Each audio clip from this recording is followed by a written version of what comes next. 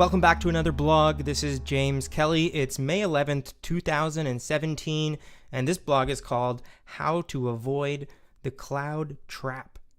As always, you can follow along first on jameskelly.net or follow me on LinkedIn. All right, let's get into it. Do you ever want something so badly that you might just fall into a trap? Trying to get it?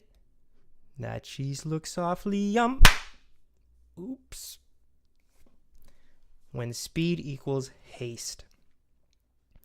When speed equals haste, we blind ourselves to potential pitfalls. One area today of much haste in many enterprise IT organizations is, you guessed it, the move to the cloud. Well, I was visiting a customer today and I was told a familiar story.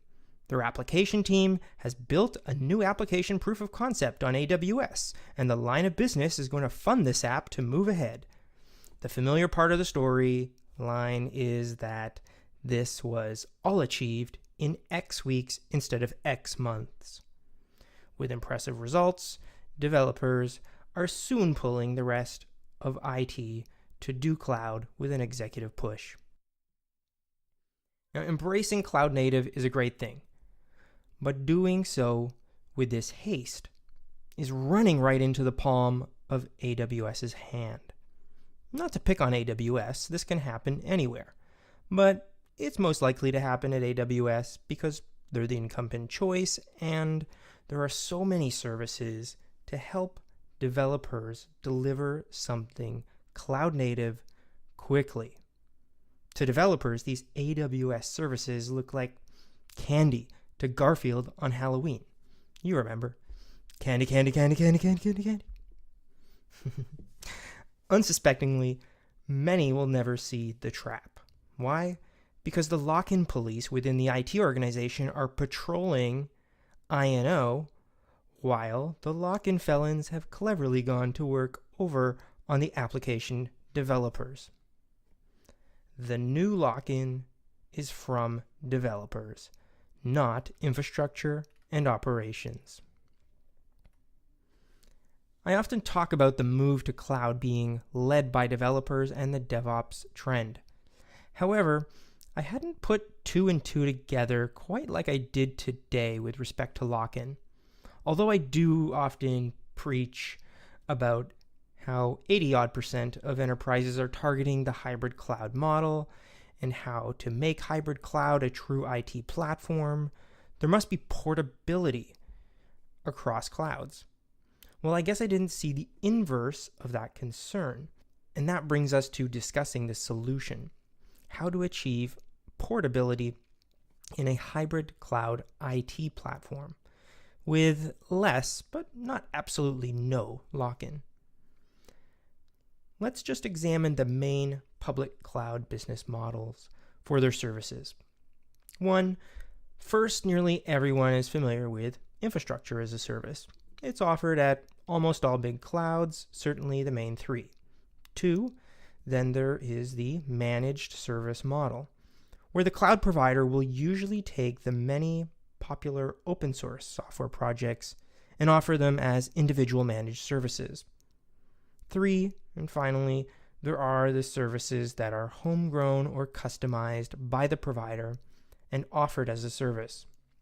So this is a decent summary of the main service models, but certainly not the only things that cloud providers can offer. Some other interesting examples include AWS offers Direct Connect, GCP differentiates with its own high-speed global network to interconnect regions, Azure has the broadest compliance coverage. Anyways, if you understand the three models above, you can probably easily grasp what's coming next. That developers that use customized, homegrown services are clearly locking themselves in the most. Getting conscious about lock-in.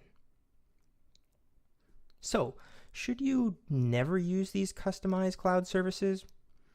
Of course you should if it's really worth it, but do it consciously.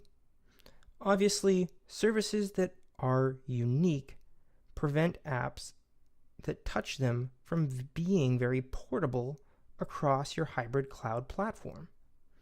The good news is that most cloud services today have an open source project that matches most of what any service can do.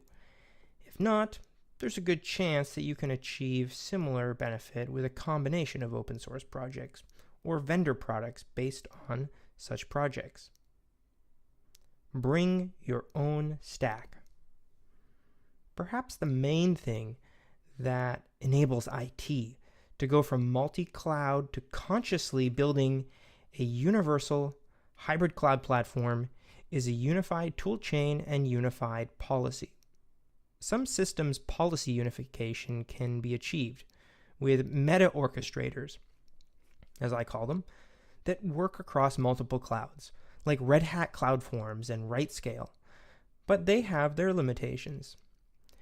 Using the many benefits of public and private cloud infrastructure as a service, you can still control the application and DevOps stack to achieve portability and mitigate lock-in by bringing your own full stack that sits atop of any infrastructure as a service. Anyone can do multi-cloud. Throw in a little bit of this and a little bit of that. But the recipe for a happier hybrid cloud seems to be known to some organizations, but not to all. So let's have a look at how to do hybrid cloud, with less lock-in and more portability. Embrace cloud infrastructure as a service, as a base for your DevOps or full stack, but use other cloud services sparingly. 1. Bring your own infrastructure as a service automation and abstraction, such as Terraform and configuration management tools like Puppet, Chef, Ansible, etc. 2. Lock in to cloud services consciously when they are unique and necessary for business advantage. 3. For services that have open source tool equivalents, bring your own tool, or at least use a managed service that has the generic API. Next, start with 2 clouds instead of 1, because this will, 1, prevent you from tethering yourself to just one partner for cloud innovation and economics. 2, force the application cluster/stack to be portable. 3, force the DevOps workflows to be portable. And 4, force designing for resiliency and scale early on. Take the naive out of cloud native. If your business case for cloud is that your developers' newfound speed is knocking the socks off of your executives, then maybe have a closer look. There is a better way to do cloud with portable apps, automation, and software-defined infrastructure atop of any infrastructure as a service. And even better, there is actually plenty of help. Check out the Cloud Native Computing Foundation that Juniper Networks, for whom I work, and many other vendors recently joined. And for your unified toolchain, check out some of Juniper's cloud software portfolio that can fit equally well across your public/private/hybrid cloud venues, such as AppFormix, the VSRX, the VMX, and Contrail networking, built from Open Contrail. Thanks for tuning in.